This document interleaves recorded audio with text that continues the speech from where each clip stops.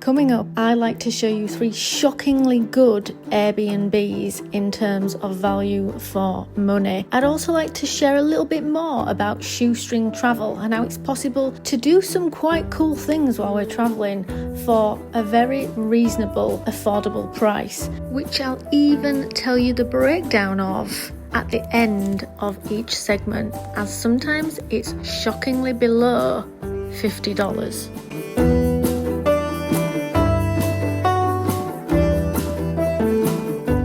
Let's start with the first Airbnb.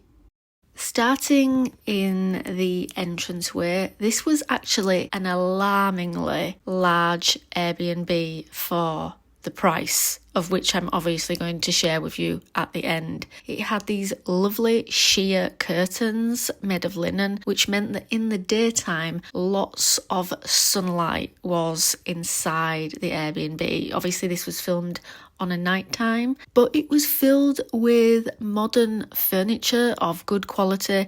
It had marble floors throughout and brilliant aircon, which you definitely needed where we were staying. It was also in the location of a town centre apartment, but it was actually quite quiet because it was down a back road, and I think that you have to be quite careful with some Airbnbs that obviously seem too good to be true about the location, but this was actually exceptionally quiet. It also had fresh plants, not plastic, which you would really not expect for the price, and they even provided us with candles that we could burn if we wanted to. Also, they left things in the kitchen for us, such as salt and pepper, which I'll get to in a minute, sort of basic amenities or ingredients that we might want to use. There were lots of storage space and places for getting ready. They'd really truly thought of everything. All fresh cotton linen on the beds, good quality beds, and as many pillows as you wanted. Basic things that you would want to have a good night's sleep, but they really went above and beyond. This Airbnb actually sleeps up to 5 people, which obviously if you had it at capacity, it would make the price even less, which again I will discuss at the end. A very large fridge freezer for if you were wanting to go self-catering, although in the country we were visiting, which I will obviously get to in a minute, it was actually cheaper to eat out, which I will also discuss. They also had plenty of storage space in the cupboards for if you were wanting to go self-catering, but like I said, we will get to the fact that the food was very cheap and it is possible to definitely eat out on a shoestring here. I was also just attempting to show you on the top of the counter that they had a ton of coffee for if you were wanting to make fresh coffee every day, although to be honest it is only about €3 to have coffee out where we were as well, and my oh my, is it good coffee out in the local coffee shops.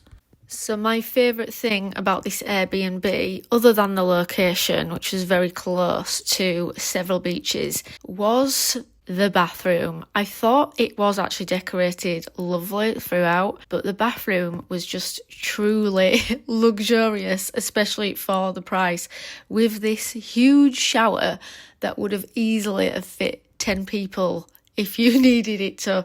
But yeah, and they did also provide us with plenty of shampoo and shower gels. Finally, into the second bedroom. Again, a very, very reasonable size. Not quite as much storage as the other bedroom, but definitely enough to manage whilst you were there. We did also have a courtyard outside, which I will also show you in a minute. But let's get to the price. The price for this Airbnb was £33 each, which was around $40, because it was £100 for the villa for the whole night, which meant should you have had all 5 people up to capacity, it would have actually only been £20 a night, which would of course only be around $25 each. This is the little courtyard that we could also sit outside in. We met a little friend, as you can see, whilst we were there. So I said it was quite close to the beach, and it is. It is only about 200 metres to this beach here, and it is quite a small to medium-sized town with quite a lot to do locally as well, I might add. So let me show you. So this first Airbnb is on the island of Crete in Greece, if any of you were guessing, and in the town of Ios Nikolaios. It's rather a special town because not only does it have around 4 beaches with all different private little coves, but it also has this large inner sea lagoon, which makes for lots of lovely different places to sit throughout the day with natural viewpoints, and even on the night, as you can see here. So when you're not enjoying sitting around the lake or having a swim in the sea, which is obviously very budget friendly, there are a few very affordable trips you can also go on in the area from here. One of them being a simple bus ride to the island of Spinalonga. It's only €4 to catch the bus, and then €14 for a boat ride across to the fortress of Spinalonga, which is an ancient historical leper colony.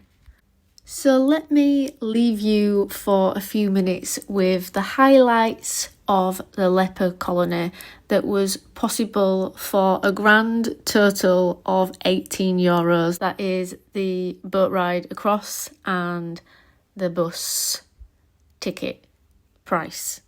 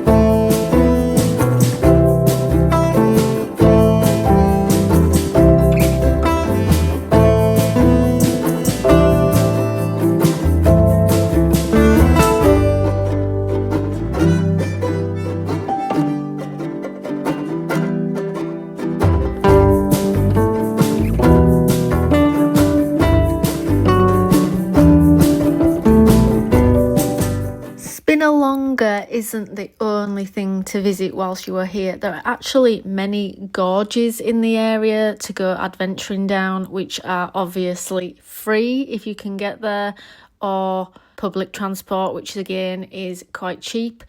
Vi Beach here is world famous as being the beach where they filmed the Bounty adverts, and that is of course free entry once you are there, but as I said, the public transport is very cheap. Another tour in the area is to the Caves of Zeus, which are some caves high up on the mountain, and that is around €28 for the coach and entrance as well. So there are lots of affordable things to enjoy in the area. So now I'm about to head over to the second Airbnb to show you just how budget friendly and affordable it was. And it was also really rather quirky. But if there's one tip that I have for anybody wanting to do shoestring travel, it is also to travel light, which is why I'm showing you that I am packing from one Airbnb to go to another Airbnb in a very tiny 20-litre bag, because I just think it makes travel more easier, especially if you want to flip between Airbnbs to get the best rates on the best nights and the best deals. And it even makes it an extra little fun bit of the holiday, I think, sort of trying out different Airbnbs in different areas and places. From Crete, it is possible to get the ferry to either Athens or Santorini, but this is not where this next Airbnb is. Let's go have a look. So I'm going to show you a little apartment tour of where we are staying. Whenever I get the option, I always choose an old town area like this. I like to experience the real culture and what perhaps the place used to really look like. So this is an old town cottage, as they call it, but it's actually quite a tall, slim building. Now, there is definitely no mod cons in this one, and that is because it is quirky and old, and as it would have been when people were sort of living in here 100 years ago. It wasn't ideal for the sleeping. I think it could have been arranged a little bit better. For instance, the sofa downstairs was actually expected to be one of the main bedrooms, and it was my mum that actually had to stay down here, and it was a little bit awkward. She said that the bed wasn't very comfortable and it was very, very dark, which is what I'm just pointing at here, saying that perhaps they could have not made the windows bigger, but definitely not had cloths up and things, and that maybe it could have all been painted white, just to give it the feeling of more brightness, which is definitely what they do in a lot of other Greek apartments and Airbnbs. Generally, it is all white to make it look bigger when the rooms are sort of small, or when they're like cave homes. They have it white to make it look brighter and bigger. They did, however, leave us a lot of things we might need. Again, ingredients in the kitchen, such as tea, coffee, sugar. They even did a little welcome basket for us that had a few sort of biscuits and things in. But we found that there was also limited bedding, and there was no aircon, which we were rather shocked at, as we were told that this place had aircon. It didn't. There was one fan for the whole apartment or house, cottage, whatever we're calling it. So yeah, and it didn't actually work. So we were actually sweltering, especially because it was such a small place. We were very, very, very, very warm. I was just pointing there to all the lovely different loose teas, however, that they did leave us, which was nice. And they even left us a little bit of ouzo in the fridge, which obviously is another Greek tradition. We didn't actually do any cooking whilst we were here, because as I am about to get to in this video, the food is cheap to eat out in Greece. This was a downstairs little shower that we were told is quite common in some of the old Greek homes, and it is for when perhaps older people have been living there and they cannot get up the very, very narrow stairs that you are about to see throughout this video. It is incredibly narrow. The bottom of the shower was also like a mini jacuzzi, so you could actually sit in there and have a mini jacuzzi if you wanted, which at one point I actually did do as well. But now look at these steps, very narrow, very steep, and I'm always, when I go around Airbnbs, thinking about how I would personally decorate something as well whilst I was there. And even though I know it is a shame to paint wood, this is one of the rare instances where I would, just to make it all lighter wood, no pun intended, and even maybe turn the stairs themselves into lift up storage compartments, as we thought that the Airbnb actually looked a little bit cluttered, that perhaps because it was so small they should have taken maybe a few things out. I mean, I know that we want to kind of decorate it a little bit, but it felt like there was so much stuff, for instance, on this top shelf of the owner's own stuff that we actually had nowhere to put our own stuff. So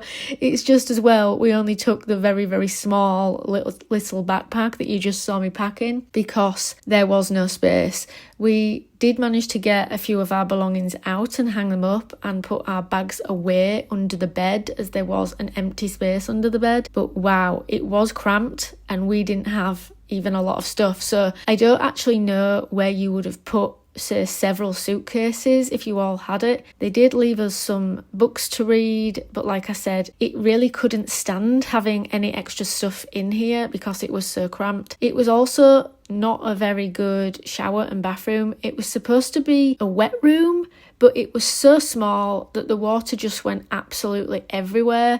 So for instance, because it was my mum and I and my partner Johnny all sharing this Airbnb, my mum didn't want to shower in the downstairs shower unless we knew that each other was out, or vice versa, because there was no sort of curtain across it. So we all kind of most of the time had to use this shower for privacy, but everything just got absolutely wet through. There were also hardly any electric sockets. There was only one upstairs, which I can appreciate. It was probably because it is a very old building, but maybe they should have provided some kind of double adapters or something. Also, it was advertised as having 3 bedrooms, but they were counting the downstairs living room with the bed inside it, i.e. the sofa, as an actual bedroom, which we found quite astonishing. We did have this little balcony. This was probably the highlight of the Airbnb. We actually liked sitting out here on a night time and watching people go by and wandering through the old streets, and it was actually quite peaceful as well, to say it was also town centre, and we even had all these other balconies around us. Everybody was quite respectful. But as you're about to see, it is just as well that we didn't have, say, a third couple with us or somebody else, because how you'd have got up and down the stairs of these ladders all the time, I actually don't know. You can't really tell on camera here, but they were incredibly steep. Not even sort of a normal lean of normal ladders. They were almost vertical ladders, as you can see. I'm about to struggle here whilst I was trying to film and I decided to take my shoes off. But there was a pleasant surprise at the top outside. But look at this. This was actually ridiculous. So I don't know what to say about this, but yeah, it was not practical for sleeping. It was basically a foam mattress on the floor, which they expected you to make up yourself from bedding in the cupboard. Not even a proper pillow. It definitely wasn't a third bedroom. I would actually argue that it was only 1 bedroom, because I don't think you can really count the living room as a bedroom. A nice surprise, however, was this terrace on the top. It was lovely with lots of space. We thought this could have been done a bit nicer. For instance, the terrace next door to us, a little nice table, and even further across they had hammocks and like an astro fake lawn. So it could have been decorated a little bit nicer, but it was still a nice extra place to sit out. So all in all, this Airbnb cost us again £100 for the night, but compared to the first place we were quite disappointed because none of us actually had a comfortable night's sleep. Even the bed on the middle floor was actually leaning, and all the mattresses were really thin and old, and I have to say we thought the bedding actually felt dirty. But when we tried to ring the owner to sort of say, do you have any clean bedding, not complain per se, but definitely we had our worries and even asked if there was somewhere else, she was not very helpful. So this was a case where we weren't that lucky. However, it was very cheap again. It worked out at £33 each, $40 each. However, this is one where I definitely think it should have only been for 1 couple. I can't believe they were advertising it for 3 couples or 5 people in total, because 1 is a single bed. So you may now be wondering, where was this second Airbnb? Well, it was at the other side of the island, which took us about 4 hours to get there on a bus. I think if I remember correctly, it was €28, and we did actually go to Hania for 5 nice, as there is a lot to enjoy in the area of Hania on Crete, and it's actually the old capital. The modern capital is Heraklion, but previously it was Hania for quite some time. So there is lots to do, such as visit this old lighthouse that you can see across the bay here, or harbour, and there are also lots of gorges to visit. So let's discuss what else there is to do and finally get to the food before going over to our third and final Airbnb. One of the tours that you can do from Hania is Balos Beach and Gramosa Island boat trip. It's actually a really large lagoon, but the beautiful thing about the lagoon is it's only about waist deep, which means for anybody who is afraid of swimming or being in the sea, it actually feels really safe because of the sandbar. There are no waves in the lagoon because of the sandbar, and also because it is so shallow, it is incredibly warm, lovely water. The boat trip itself is actually a really nice part of the day. It takes about an hour to get there and an hour to get back, but everything on board is priced really reasonable. For instance, you can get a large Subway style sandwich for €2. The Mythos beers are sort of at cost price at about €2 each, and the Coke Zeros and things are about €1. Very, very cheap indeed. After you've spent the morning in the Balos beach area, they then take you just a short 10-minute trip over to Gramosa Island, which has a fortress on top of it and even a shipwreck down on the beach to explore. The whole trip was €40, and that is even including an hour-long coach ride to where you actually get the boat. So it is just actually incredible. Obviously you do buy your food and drink on top of that, but €40 for the boat, the coach there and back, I just thought it was very, very, very good value, and the coach was air conditioned as well. So that was a lovely day out. There is an alternative trip to do to the pink beach, as some people call it, which is very similar to this, where the sand is pink from the coral. And there is also the Samaria Gorge to visit. Every time we go, as we have been to Hania several times, it is always slightly off season, because obviously that does make things more budget friendly as well. But a sad side effect of that is that the Samaria Gorge is always closed. So we said that we would go back another time to go up it, as it is Europe's largest gorge. However, we did go to a different gorge that I'm going to talk about later. But for now, let's take you over to the third Airbnb. Did I save the best till last? You will see. But after this Airbnb review or reveal, I'd also like to share some tips with you about shoestring travel in the area and budget-friendly possibilities for eating out, because there are a lot. It's easier to travel on a budget than people think. So stay tuned after the final Airbnb for some of the highlights. We are in the new apartment. Let me do a little quick apartment tour. This was definitely the cheapest of all three Airbnbs. Again, we have a bed in the living room area, but this time it is a proper sturdy wooden daybed. There was also aircon in here. We also had 2 balconies. We had TV, we had the usual kitchen amenities. All the bedding was all fresh cotton, definitely not like in the second Airbnb. We even had a sandwich maker for if we did want to be self-catering. There were places to put your suitcase out of the way, say in this wardrobe here. Quite a few places to hang things, again not like in the second Airbnb. The furniture was a little bit dated, but it was all immaculately clean. This Airbnb was a shockingly cheap £50 a night. So that is just $60. So between 3 of us, that was $20 each.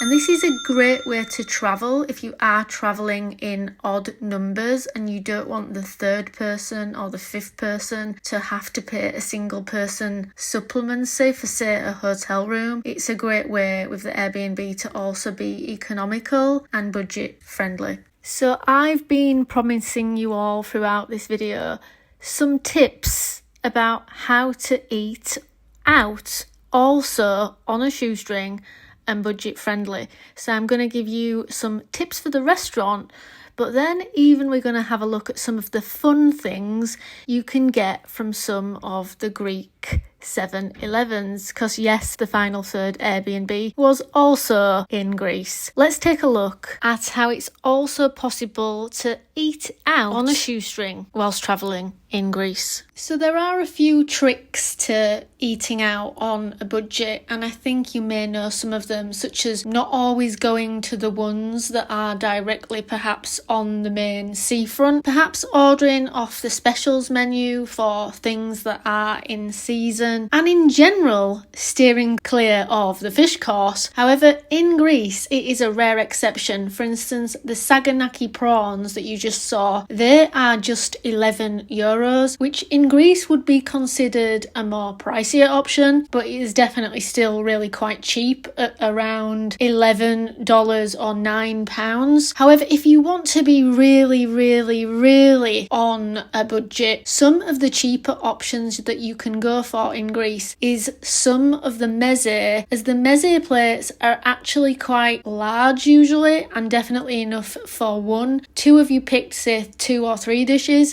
it would definitely be enough and give you a bit of variety. The hummus always varies in price between €3 and €6 and often comes with lots of pizza. I found that I could just have some hummus and pizza for my lunch for just €3 and it was enough for me. Stuffed tomatoes or peppers on average are around €7 and that was with the chips in Heraklion itself, I might add. Ice cream in general is only about €2 a scoop, so that's a nice little snack option. And a plate of the Greek pies is around €4, and that was definitely enough for 2 people. Tzatziki is about €3, and obviously a large gyros is around €4, which is very popular. But I can never resist a pistachio milkshake at around €5. So really, my advice here whilst eating out is to stick to the meze menu if you aren't just sort of having a gyros for your lunch, because each dish is always between €3 and €6 and you can get 2 or 3 of them between 2 or 3 of you, and it really is enough to eat. Partly also because the Greeks are so generous and they will often give you little starters while you are waiting and even desserts before you leave, so you do never ever leave anywhere hungry. I'd like to give this particular restaurant a shout out. It is called Pelagos in Ios Nikolaios. It is a truly beautiful restaurant, both for its design but also its cuisine. A restaurant of this quality in the UK would probably be a few £100 to eat at, and I think the whole bill came to around £50 for 3 of us, and my mum and Johnny had also had wine with that. Are you all ready now for the Greek 7-Eleven fun little shopping haul? Here we go. I've just been to the Greek version of a 7-Eleven, so I'm going to show you what I've got. We've got some barbecue popcorn, a little watermelon sparkling water, some pistachio chocolate, a watermelon iced tea. I couldn't resist this one. It is a banana and chocolate nougat. And this is the strangest one of the lot. It is a banana Coca-Cola or a root beer. I can't really tell what it is. But I will try these and then I will update you all on what they actually taste like. It's a little bit later and I'm whispering because my mum and Johnny are having a rest. So we're going to try this. I think it's supposed to be banana cola or banana root beer.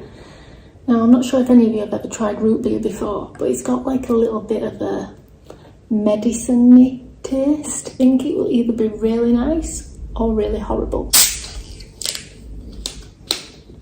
It smells very banana-y already. It smells very, very strong. Let's taste this. I can't imagine that this is going to be nice, but I had to try it.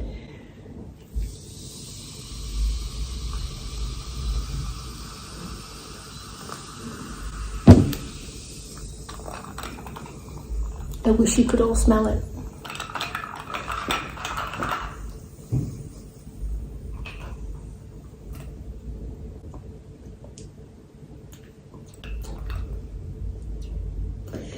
That's actually really interesting. It tastes mainly of Coca-Cola, and it's only got sort of a little bit of an aftertaste of banana. Do you've like swallowed it? It's actually okay. I either thought it was going to be really nice or really horrible, and it's actually just okay. I can drink it. Let's try these. So this is the pistachio chocolate.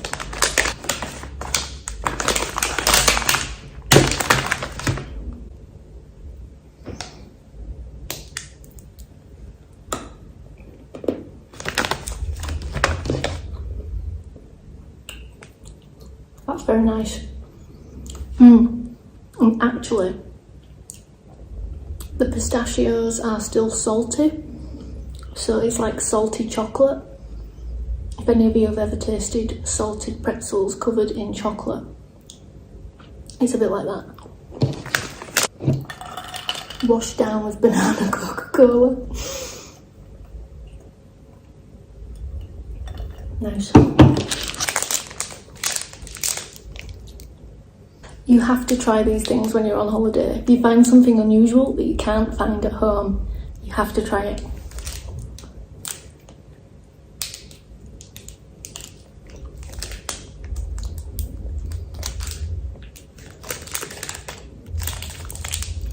That doesn't really taste of banana. See if we can find a banana bit.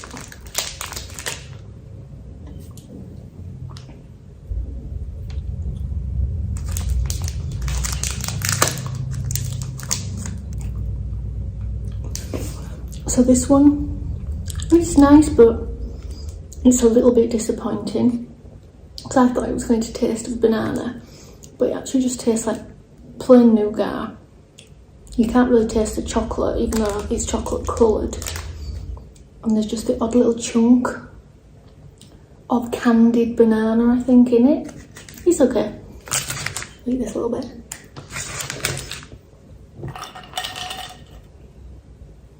So we've still got quite a little bit of time here in Greece. If I find any new things in the shops or things to tell you, I will. See you all later. The things I had to tell you all were really just a few extra tips about some of the sightseeing spots on Crete. If you go slightly out of season, the Heraklion Museum, pictured here, which has a lot of great archaeological finds, is roughly half price. And if you get a day pass that also allows you into the Knossos site as well, which is believed to be the site of the Minoan myth of the Minotaur, it's very interesting, the Minoan culture, you get even more of a reduced price if you get a day ticket to both places. We also went on another trip from a local tour office to a different gorge near the Ios end of Crete, and it was beautiful. We basically got a private tour for €80, so it's worth checking out the local tourist offices, and we got our food included with that, as well as a trip to the gorge and a lovely restaurant made meal for us, a trip to one of the oldest trees in the world. I think it ranks top 5, and that is the olive tree of Vouvs. Let me leave you with some final clips. I hope you've enjoyed this shoestring budget travel video. This was a little bit of a weird video for me to edit because I've obviously used older clips and I've filmed it mainly via voiceover in past tense. But please check out some of my more recent travel vlogs, and I can only improve. It is a new channel.